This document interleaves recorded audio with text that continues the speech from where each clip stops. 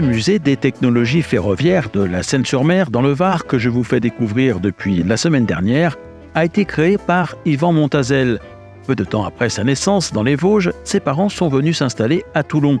Avec eux, il prenait souvent le train pour remonter voir sa famille, et son père ne manquait pas de profiter des plus longs arrêts en gare pour l'emmener observer la locomotive, de quoi éveiller de l'intérêt chez l'enfant qu'il était alors. Devenu adolescent, appareil photo en main, il décida un jour de franchir le seuil du dépôt de la Seine-sur-Mer pour venir réaliser des photos des 141R, ces grosses locomotives alors en action entre Marseille et Nice.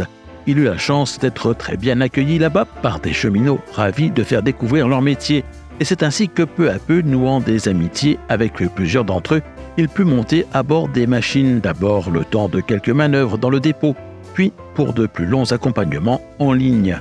Une passion était née, et si Yvan ne pourra jamais être conducteur de train à son tour, sa vue ne lui permettant pas de satisfaire aux tests médicaux alors en vigueur, il accumulera au contact des équipes du dépôt une extraordinaire somme de connaissances qu'il partage volontiers avec les visiteurs de son musée. Parmi les nombreuses pièces qui s'y trouvent, il y a notamment la reconstitution complète d'une cabine de locomotive à vapeur. Il s'agit même du premier chantier auquel Yvan s'est attelé. L'électrification de la ligne Marseille-Nice sonnant inexorablement le glas de la traction vapeur, il a eu en effet l'opportunité de récupérer auprès du dépôt de Miramas, dans un premier temps, de nombreux éléments de machines vouées à la ferraille. Cette cabine lui sert de support pour expliquer aux visiteurs de son musée comment fonctionnait une machine à vapeur. Il va le faire aujourd'hui tout spécialement pour vous. Alors je lui laisse ma place. Bonjour et bienvenue dans Aiguillage. Alors ce n'est pas la reconstitution d'un modèle particulier de locomotive, car j'ai récupéré des pièces sur différents types de locomotives. Il y avait la possibilité ici d'avoir des pièces pour refaire une 141R chauffée au fioul, puisque c'était les dernières qui ont roulé sur la région et qui étaient en instant de découpe. J'ai pris certaines pièces sur ces machines-là, mais comme je voulais faire une machine charbonnière qui était plus conforme à l'idée que l'on se fait de la machine à vapeur, donc je voulais une porte de foyer de locomotive charbonnière, un changement de marche également de plus classique à volant, alors que sur les 141R c'était un levier avec un servomoteur. Cette reconstitution est, bien que ce ne soit pas une locomotive particulière, est quand même logique en ce sens qu'elle permet d'expliquer ce qu'était le travail de l'équipe de conduite, c'est-à-dire le mécanicien qui est le conducteur, et le chauffeur qui, contrairement à l'usage routier, n'est pas le conducteur, mais le chauffeur, il chauffe. Voilà. Bon, il ne fait pas que ça d'ailleurs, puisqu'il s'occupe évidemment de l'approvisionnement du foyer en charbon, mais également de l'approvisionnement de la chaudière en eau en cours de route, avec des appareils adaptés à ça, des pompes ou des injecteurs. Le poste du mécanicien comporte comme commande essentielle le régulateur. C'est l'ouverture d'une vanne qui va faire passer la vapeur de la chaudière dans les cylindres, et donc de démarrer. Il dispose également de ce qu'on appelle le changement de marche, qui est ce volant. Alors ce volant est associé, alors il agit sur l'embiellage de la locomotive.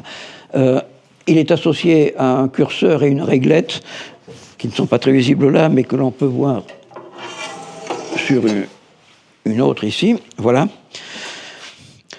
Donc, il y a un point mort au milieu.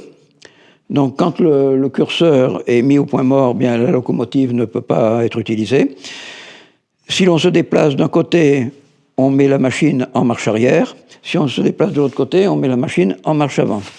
Et entre le point mort et les deux extrêmes avant ou arrière, on a ces divisions que l'on retrouve les mêmes de chaque côté, 20, 30, 40, etc. Alors cela représente le pourcentage de course des pistons dans les cylindres pendant laquelle on admet de la vapeur.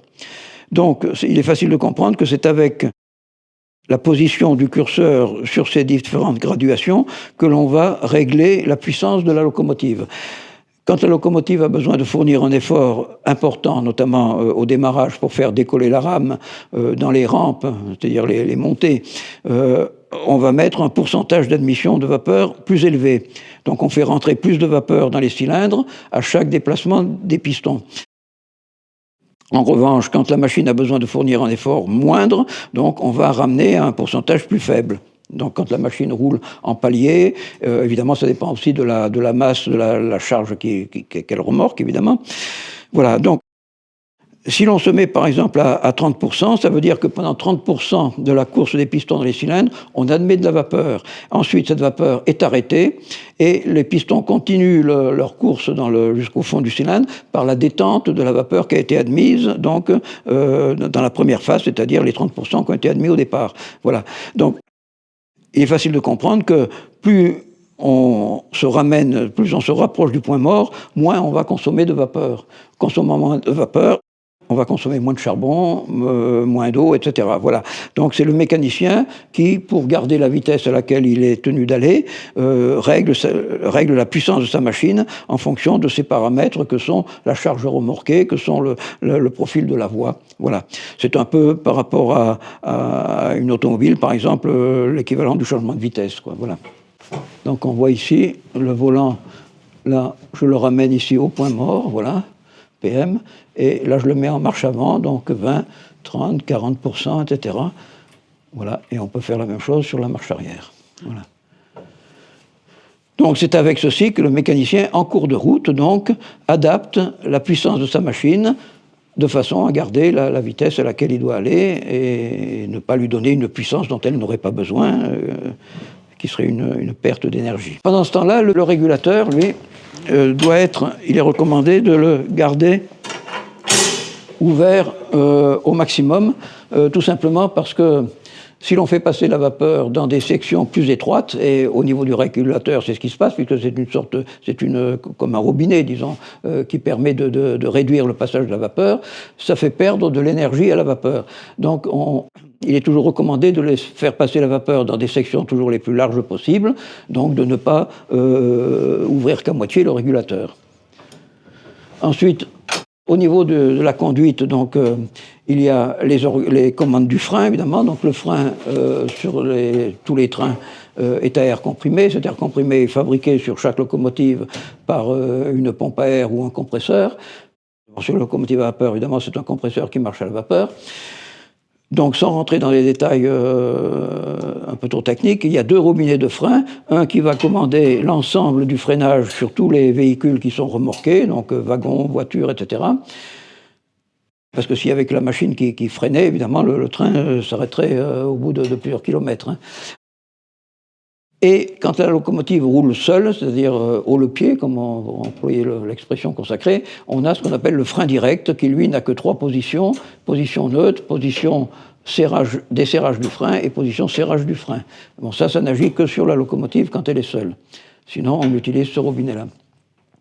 Ensuite, toujours fonctionnant en l'air comprimé, vous avez la commande des sablières, qui permettent donc d'injecter du sable sous les roues, soit d'un côté, soit de l'autre, selon que la machine se déplace en marche avant ou en marche arrière, pour éviter le patinage, donc pour améliorer l'adhérence des roues en acier sur le rail en acier.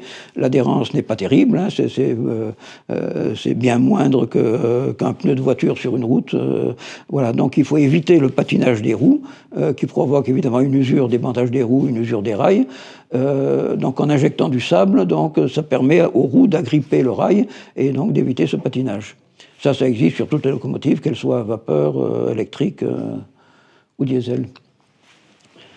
Ensuite, les manomètres que vous avez ici, donc il y en a de 2 sortes. Ceux qui sont gradués jusqu'à 10 bars, c'est pour l'air comprimé dans les différents organes de fonctionnement du frein. Les manomètres à 20 bars ici mesure la pression de la vapeur dans la chaudière et dans les boîtes à vapeur, c'est-à-dire les tiroirs qui vont distribuer la vapeur dans les cylindres. Ceci, ce n'est pas un manomètre, c'est un thermomètre, c'est ce qu'on appelle un pyromètre de surchauffe. C'est ce qui va permettre de mesurer la température de la vapeur surchauffée. Bon, sur une locomotive, une grosse locomotive, on n'utilise pas la vapeur telle qu'on la récupère en haut du dôme de prise à vapeur, parce que c'est une vapeur qui va se recondenser en eau facilement. Si elle s'échappe, ça fait un nuage blanc, c'est ce qu'on voit quand on fait bouillir de l'eau dans une casserole. Bon, c'est une vapeur qui contient en suspension des gouttelettes d'eau, donc, et elle va se recondenser en eau trop facilement. Donc elle n'a pas un bon pouvoir énergétique. Donc cette vapeur, une fois récupérée dans le dôme de prise de vapeur au-dessus du niveau d'eau de la chaudière, on va l'envoyer se réchauffer dans des tubes qui repassent dans la chaudière au contact des flammes, et cette vapeur va se surchauffer, elle va atteindre des températures qui vont avoisiner les 300-400 degrés, chauffer, et à ce moment-là, elle va se comporter comme un gaz. Si elle s'échappe par un tuyau, là, elle est dangereuse parce qu'on ne la voit pas, il n'y a plus ce nuage blanc.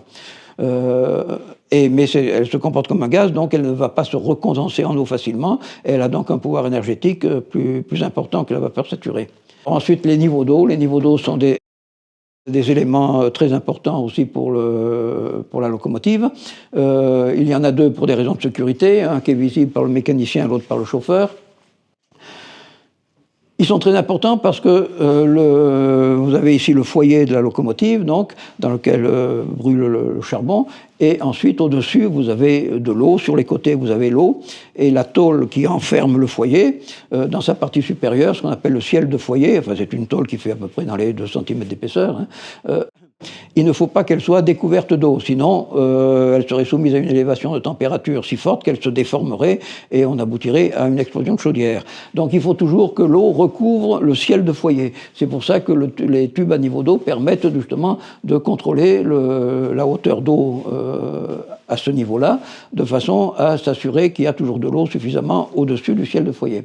Alors évidemment, ce ciel de foyer, il peut être découvert en ce sens que quand la machine, par exemple, aborde une descente, l'eau va se concentrer sur l'avant de la chaudière et l'arrière, c'est-à-dire le ciel de foyer, peut être découvert. Donc c'est pour ça que sur les tubes à niveau d'eau, vous avez ici des réglettes où il y a marqué rampe, c'est-à-dire la pente, et vous avez le pourcentage des pentes, 5, 10, etc. Vous avez donc le pourcentage de la pente, et en fonction du pourcentage de la pente, le chauffeur donc doit savoir à quel niveau doit se trouver l'eau visible dans les tubes pour que le ciel de foyer ne soit pas découvert. Alors, à ces plaquettes-là qui reprennent la pente de la voie sont associés évidemment les indicateurs de déclivité que l'on trouve en bordure des voies. Voilà, alors ces panneaux qui maintenant évidemment n'ont plus de raison d'être, on n'en trouve plus maintenant, donc ils indiquent justement la pente de la voie. Donc par exemple sur celui d'en bas ici, à partir de ce panneau, la voie est en rampe, c'est-à-dire en montée de 25 mm par mètre, 25 pour 1000, sur une longueur d'1 km 338. Et de l'autre côté, elle est en palier, c'est-à-dire à l'horizontale, sur 642 mètres. Donc cela était utile aux chauffeurs pour savoir donc s'il fallait approvisionner suffisamment la chaudière en eau pour ne pas que le ciel de foyer soit découvert. Voilà, alors pour l'alimentation en eau, eh bien, on utilise plusieurs appareils. Ça peut être des pompes. Quand on utilise des pompes, il faut utiliser 2 pompes. Pourquoi ? Parce qu'on ne peut pas prendre l'eau froide du tender, qui n'est pas sous pression, et l'envoyer directement dans la chaudière, parce qu'à l'endroit où elle rentrerait, ce qu'on appelle la chapelle d'introduction, ça créerait un refroidissement des tôles de la chaudière, donc une dilatation qui serait variable et qui nuirait donc à la vie de la chaudière. Donc quand on utilise des pompes, il faut nécessairement 2 pompes, une pompe à eau froide qui va prendre l'eau froide du tender, qui l'envoie dans des réchauffeurs. Les réchauffeurs, ce sont des espèces de ballons dans lesquels on fait passer des tuyaux où la vapeur circule, et cette vapeur va réchauffer cette eau. Ensuite, une deuxième pompe va reprendre cette eau, cette fois réchauffée, et cette fois l'envoyer dans la chaudière. Ça, c'est le système par pompe. Un autre système, c'est le système par injecteur. Alors ici, on a la coupe d'un injecteur, c'est un injecteur qui équipait les 141R, justement, qui a été coupé donc, pour servir d'instruction aux élèves mécaniciens, et ça permet d'expliquer donc le fonctionnement de l'injecteur. Alors l'injecteur utilise, contrairement aux pompes, dans les pompes ce sont des appareils dynamiques, c'est-à-dire il y a des pistons ou des turbines qui marchent, il y a quelque chose qui fonctionne. Dans un injecteur, il n'y a rien qui fonctionne, c'est statique. Donc ça utilise un principe de la mécanique des fluides qu'on appelle l'effet Venturi, qui consiste à ce que quand un fluide, qu'il soit liquide ou gazeux, pénètre dans une tubulure dont le diamètre diminue, à l'extrémité de cette tubulure se produit un phénomène d'aspiration. Alors ça, c'est utilisé dans beaucoup de domaines, même dans le domaine familial, disons, puisque dans une cuisinière à gaz, par exemple, eh ben, y a des injecteurs aussi, bon, puisque la pression du gaz entraîne l'air qui va améliorer la combustion du gaz. Alors ici, on fait venir la vapeur de la chaudière. Ici, on fait venir l'eau froide du tender, on soulève ces 2 clapets. Pour soulever ces 2 clapets, il faut tirer là-dessus, et pour tirer là-dessus, c'est un levier qui se situe au niveau du chauffeur. Voilà. Donc l'injecteur se trouve juste en dessous de ce levier, et avec ce levier, donc, le chauffeur peut soulever donc, cette pièce et ouvrir ces deux clapets. Quand ces deux clapets-là ces deux clapets sont ouverts, la vapeur va pénétrer ici dans une première tubulure qui commence ici et qui s'arrête là. Et on voit très bien que le diamètre ici est plus large que le diamètre ici. Donc, arrivé à ce niveau-là, il y a ici un intervalle dans lequel l'eau qui arrive par ici peut être aspirée, puisque le phénomène, l'effet Venturi, donc le phénomène d'aspiration de l'eau par la vapeur, va permettre à l'eau de rentrer par là, par cette couronne tout autour ici. Là, nous avons 3 autres petits cônes, avec toujours un intervalle entre chacun, par lequel l'eau peut rentrer, et toujours plus large en haut que là où il s'arrête. Donc un premier, un deuxième et un troisième. Donc on arrive à ce niveau-ci, avec à l'intérieur de la tubulure un mélange d'eau et de vapeur, l'eau étant entraînée par la vapeur, qui acquiert une très grande vitesse. Ensuite, ce mélange va pénétrer dans une autre tubulure, mais qui cette fois est l'inverse des précédentes, c'est-à-dire qu'elle est plus étroite en haut qu'en bas. Donc à l'intérieur de cette tubulure divergente, il va se produire une diminution de la vitesse de ce mélange d'eau et de vapeur au profit de sa pression qui va augmenter. Le tout est calculé de façon qu'à la sortie ici, on ait une pression qui soit supérieure à la pression de la chaudière qu'on avait ici. Donc, ce mélange d'eau et de vapeur donc, va être refoulé par ici, va soulever ici un clapet anti-retour, parce que ça retourne à la chaudière, c'est-à-dire que là, on a la même pression que là, c'est la pression de la chaudière.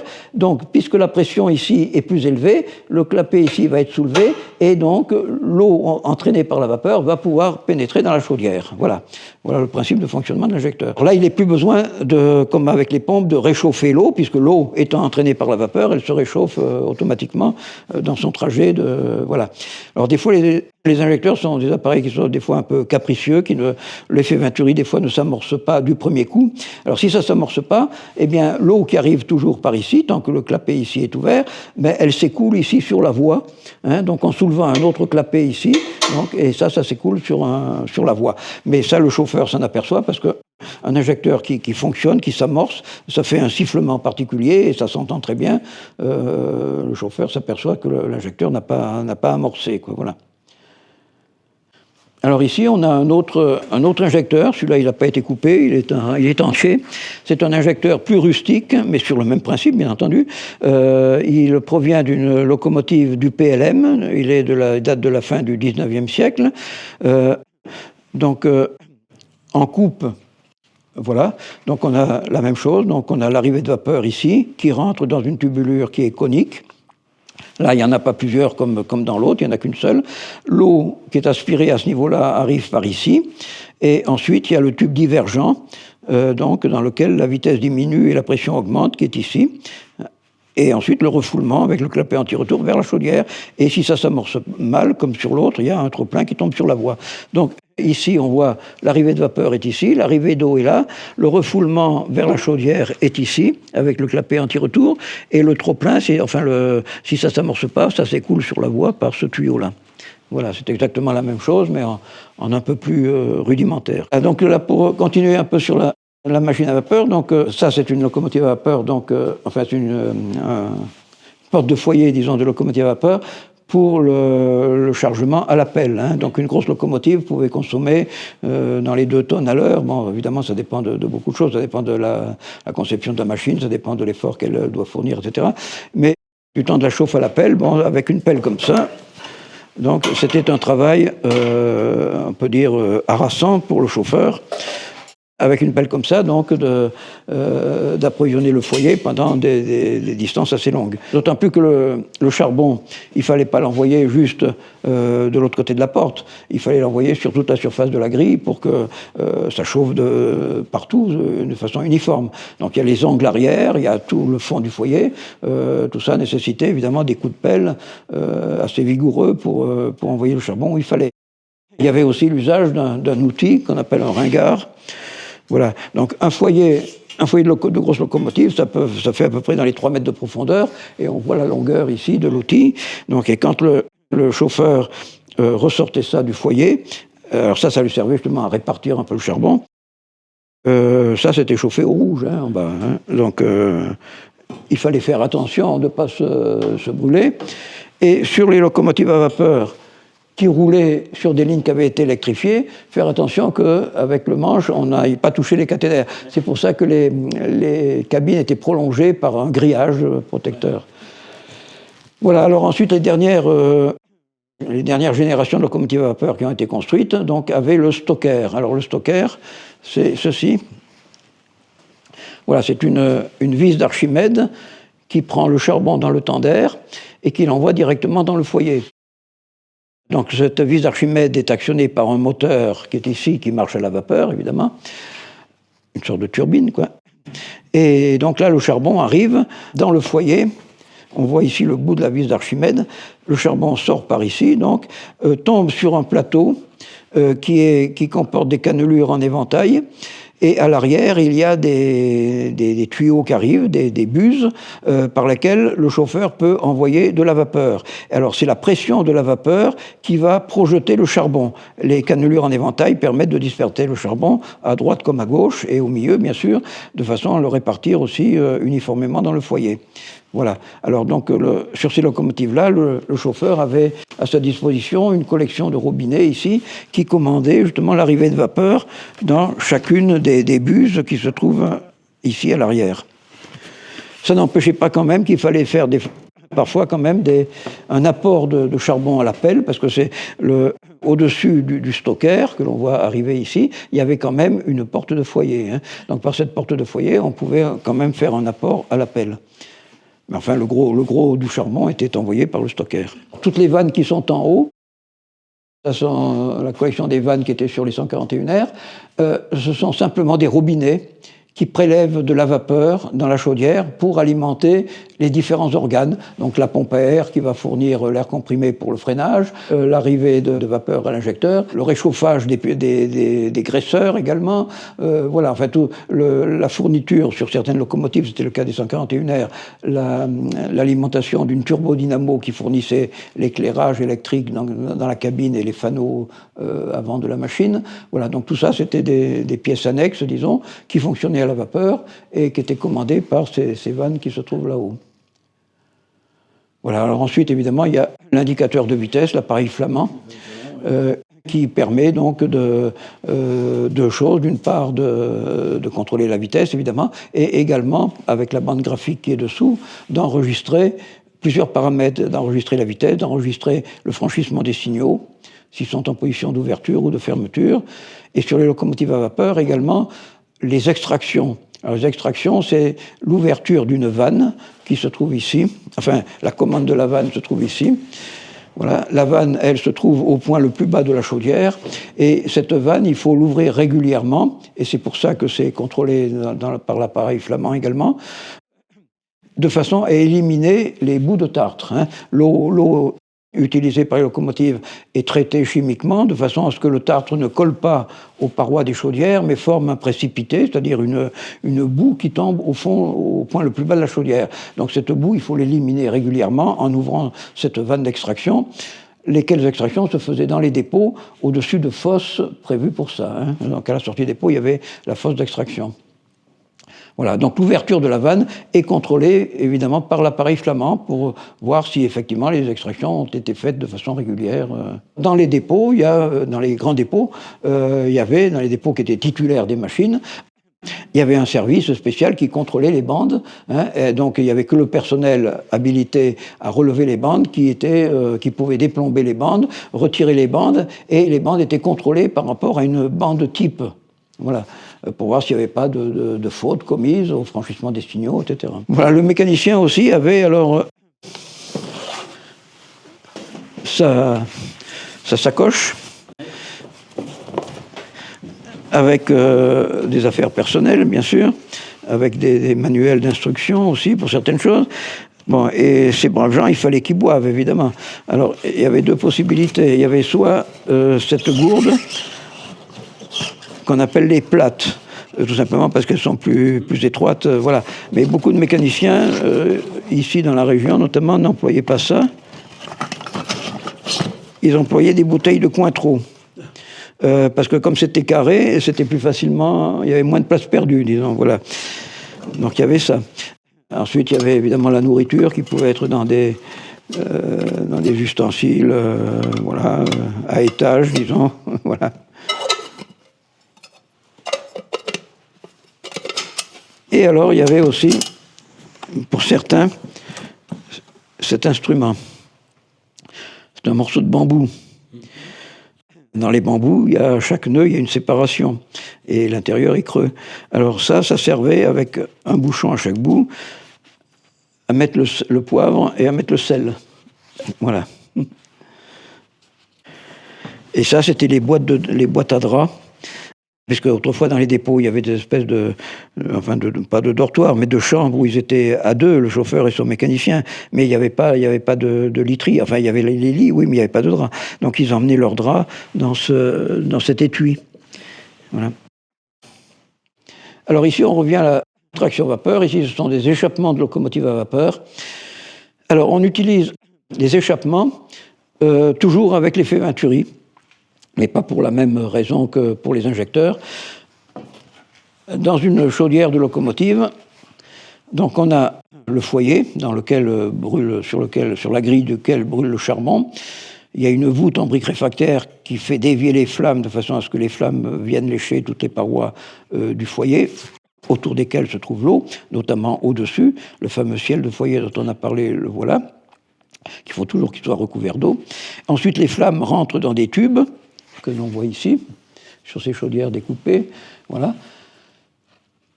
Et ensuite, donc, ça aboutit à l'avant, ce qu'on appelle la boîte à fumée, ce local auquel on accède en ouvrant la porte avant de la chaudière, voilà.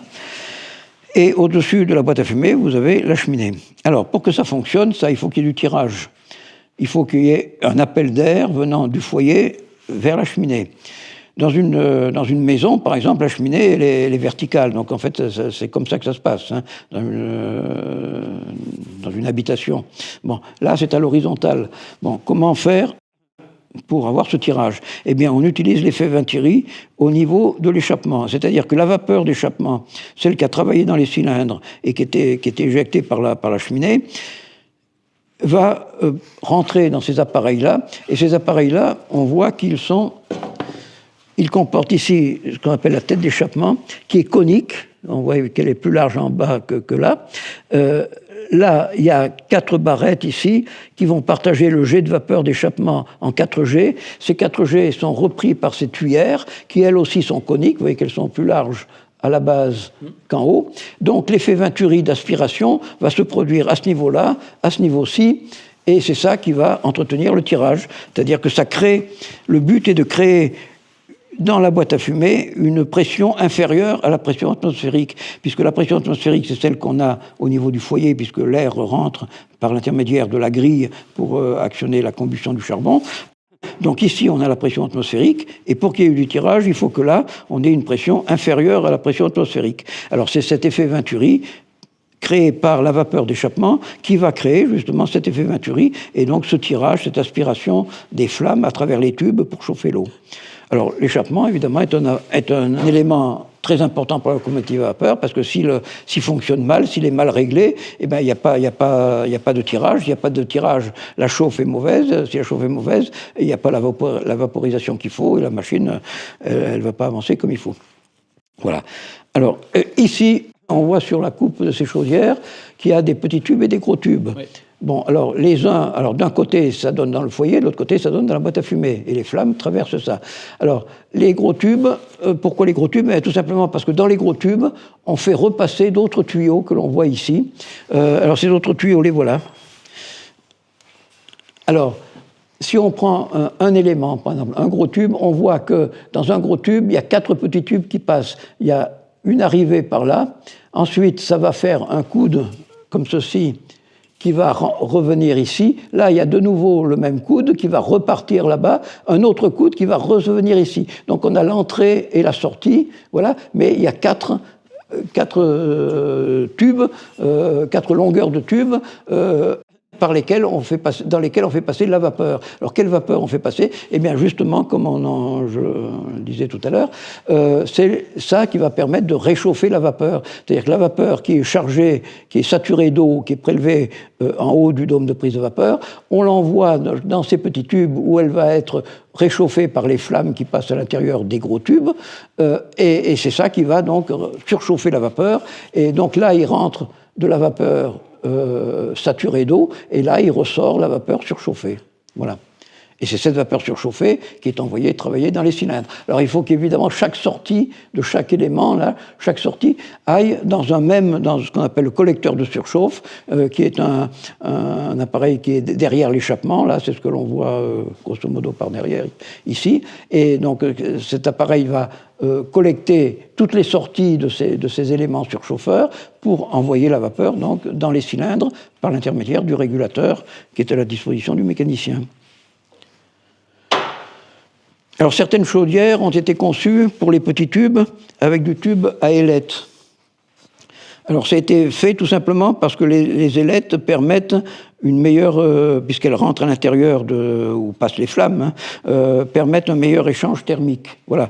Donc, ça va en utilisant tous les petits tubes que l'on voit ici, en mettant des tubes comme ça permet de raccourcir la longueur des chaudières, puisqu'on va transmettre plus facilement les calories des flammes à l'eau qui se trouve autour des tubes.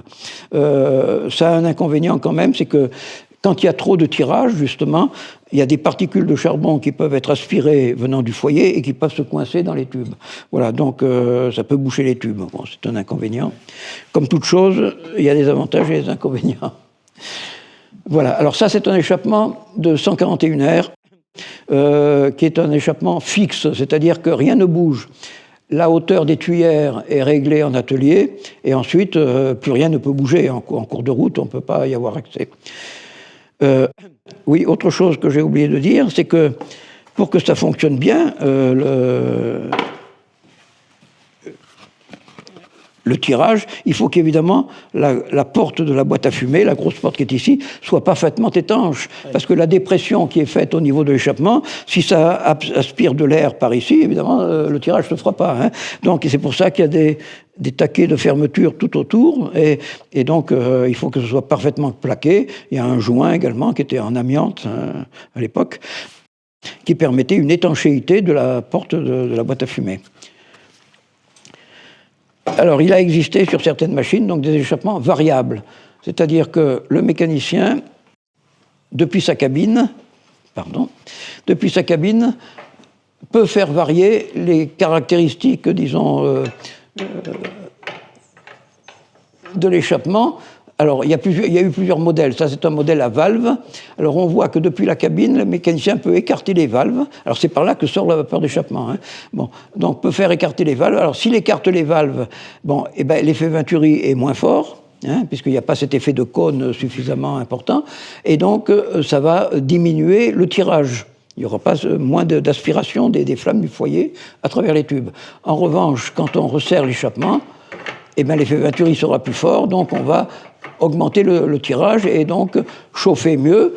Chauffer mieux, ça veut dire produire plus de vapeur, donc on va augmenter le rendement de la chaudière en produisant plus de vapeur. En contrepartie, on fait passer par là la vapeur d'échappement, c'est-à-dire celle qui a déjà travaillé dans les cylindres. Donc en resserrant les valves, on la fait passer par une section plus petite. Donc c'est un frein que l'on met à la circulation des pistons dans les cylindres. C'est comme si on bouchait un peu le tuyau d'échappement de la voiture, quoi, voilà. Donc le rendement du moteur est contradictoire avec le rendement de la chaudière, en quelque sorte. Alors ça, c'est un déflecteur qui sert simplement à dévoyer le passage de la vapeur. Bon, mais surtout, il comporte ici des petits trous qui aboutissent à ce tuyau qui est là. Voilà, c'est ce qu'on appelle le souffleur.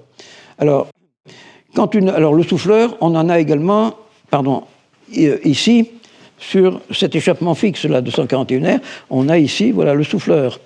on a voilà le même, voilà, une arrivée de vapeur ici, avec des petits trous tout autour. Alors, à quoi ça sert? Ça sert bien tout simplement, quand une locomotive à vapeur s'arrête, eh bien, l'échappement, évidemment, il n'y a plus d'échappement. Oui. Bon, puisqu'il n'y a plus de consommation de vapeur.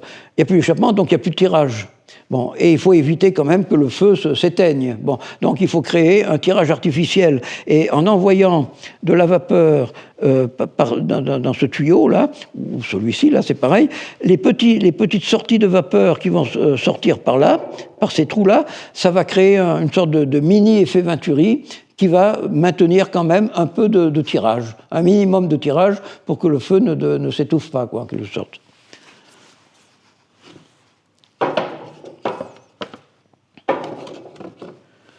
Donc voilà pour ceci.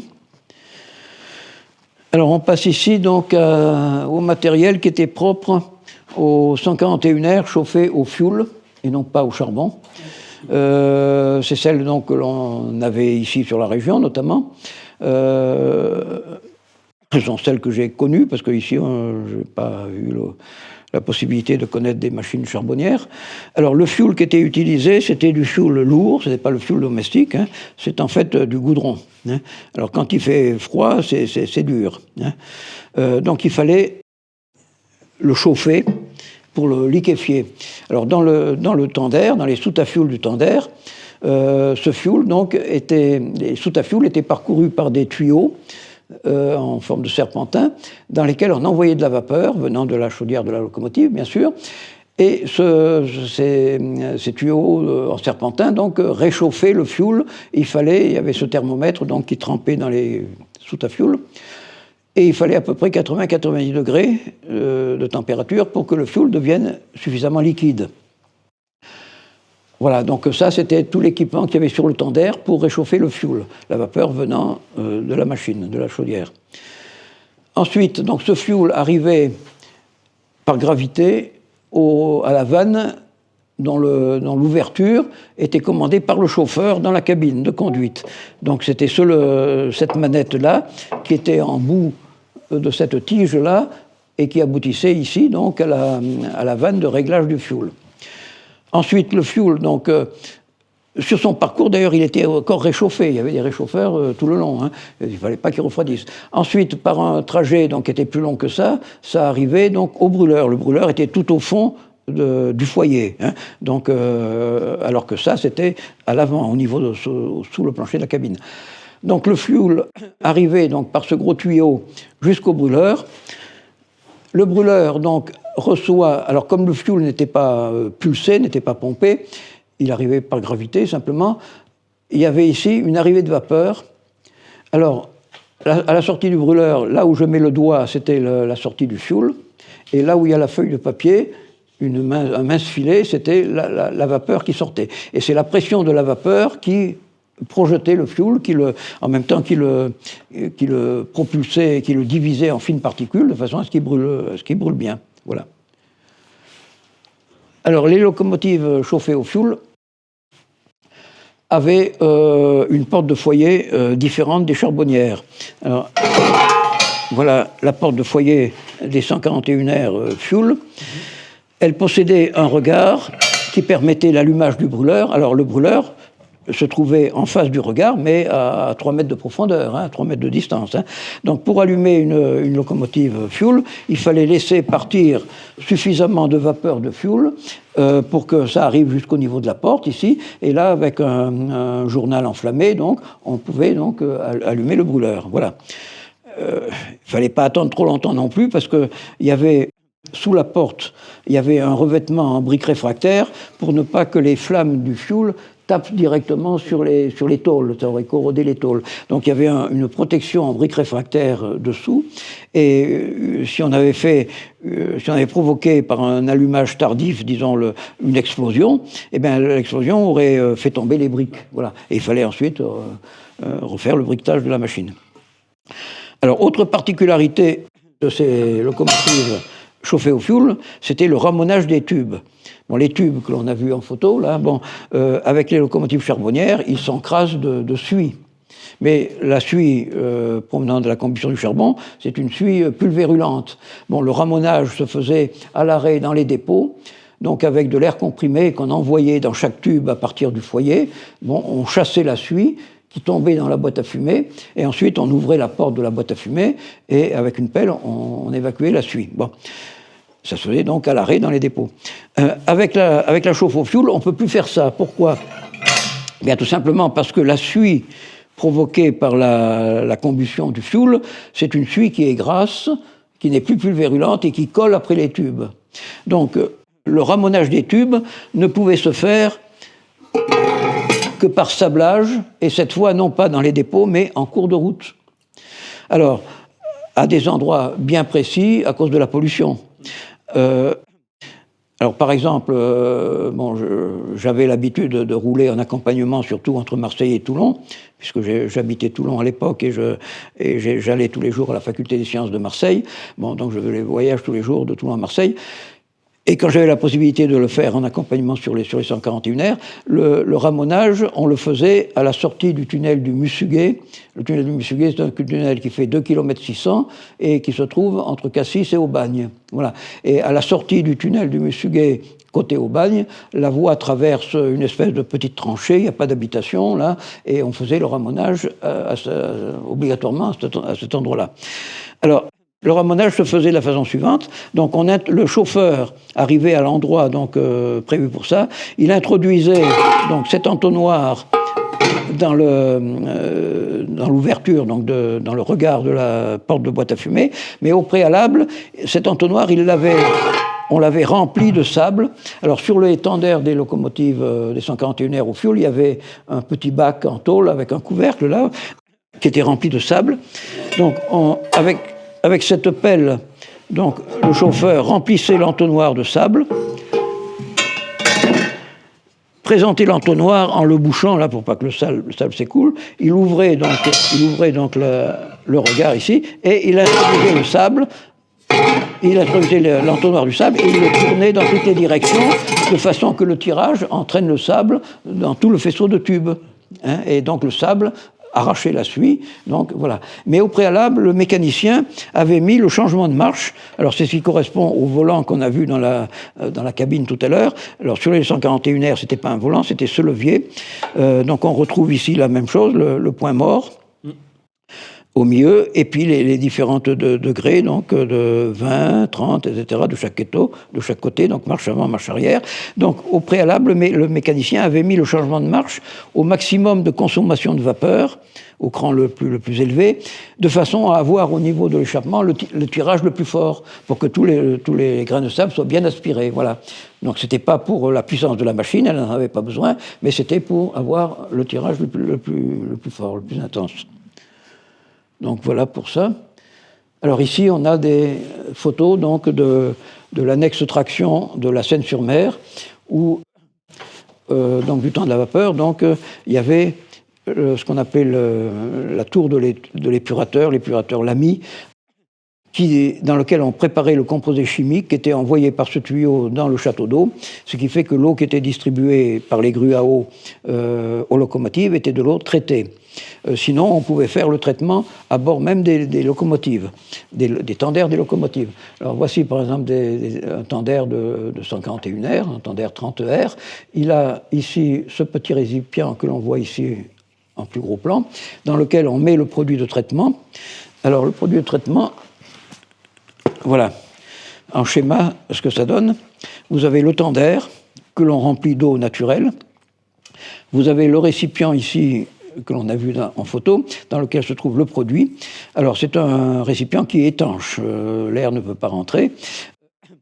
Il est relié à une cloche qui trempe dans le tender, et à l'intérieur de ce récipient, il y a un siphon.